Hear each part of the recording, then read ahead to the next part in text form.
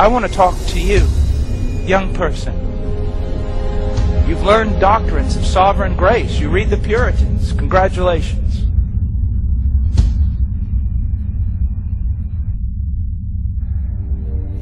I will not lose sleep tonight because people in the world lack self-esteem. I will not lose sleep tonight because they're not having their best life now, or they're not being all that they can be, or their checkbook is not balanced. I will lose sleep tonight, if I lose sleep tonight, because men will stand naked before God and be cast into hell. When I preach, and when you preach, whether here or in the mission field, you cannot simply think that you're just a communicator of truth and you leave it there. You must preach as a dying man to dying men. And I see that in Paul.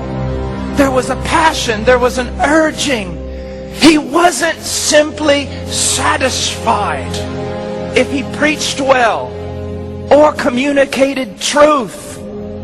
He longed for God to be honored among men, and he longed for men to be holy, to be Christ-like, and to be able to rejoice in the benefit of their great salvation. We ought to be a people given to urging our brethren to greater and greater godliness, to greater and greater piety, to abound further and further in love. He says, I urge you, brethren. What is he going to urge them to do? To do the most difficult, scandalous, in some cases, some would say, preposterous thing a person could ever urge another person to do. To give their life away. Do you know, even the devil had it right.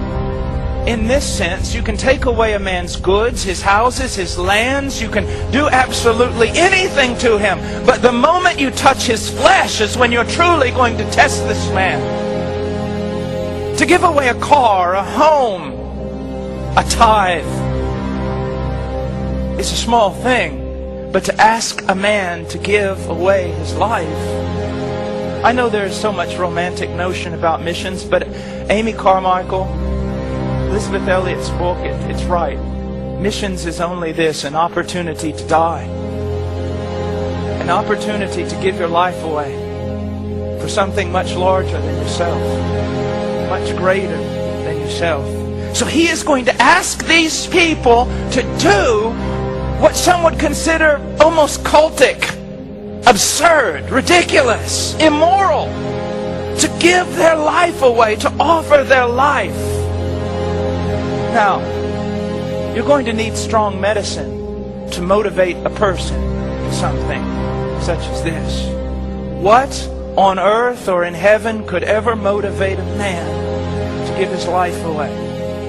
I'm going to urge you to give your life away to God, to offer it up as a living and holy sacrifice to God. Now I'm going to do so on the basis of the following. The first 11 chapters of this book that outline for you the mercies of God. Have you decided that you would submit your life to those directives? You see, we talk about being biblical.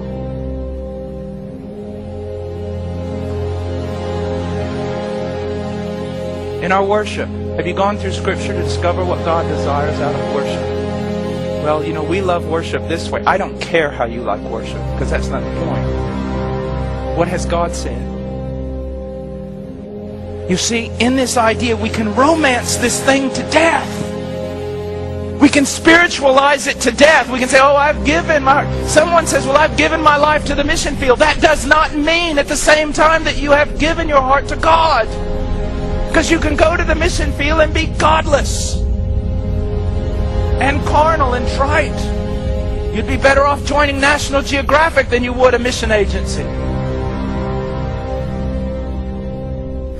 Are you seeking in simplicity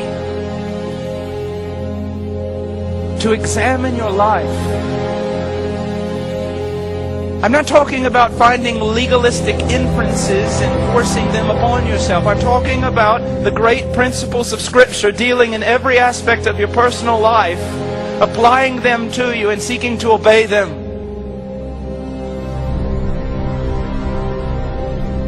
Let me ask you a question. If you go to the mission field without taking what I have said as a serious endeavor, isn't there the possibility that the only thing you're going to do there, after you have crossed land and sea, is make a convert like yourself that's nothing more than a twofold son of hell? There isn't a whole lot of American Christianity, folks, that needs to be exported. Unless, like Ravenhill says, we put it on some kind of a raft and send it off to a lone island, and as after it's going away from the dock, we all sing the doxology. If we're going to endeavor to work in missions, then we must be motivated by a God that we know, a gospel that we know. And we must be a people who have endeavored with great force to examine their lives in the light of Scripture and conform their lives to what Scripture says. How much of what you have, even the way you sit in a chair, is formed by those around you and not by Scripture? It's something to think about. Well, I think if you're going to be a missionary of any count, this is what you must do. Stay in your room, not only pray, but study. So that when you walk out of that room, you have something to say about God. And so that you will be able to walk out of that room. Listen to me.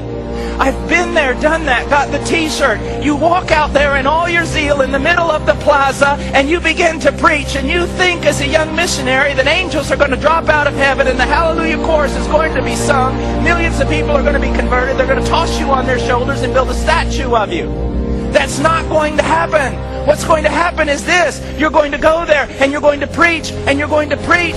And when a crowd starts listening to you, God, somebody somewhere is going to rise up and call you a demon. The entire crowd's going to turn on you. They're going to grab your little pulpit and your makeshift microphone and all your little tracts, and they're going to throw you out on the street. It's going to take a lot more than a romantic zeal for missions to make you get up, pick up your pulpit, your tracts, and walk right back in there and preach again.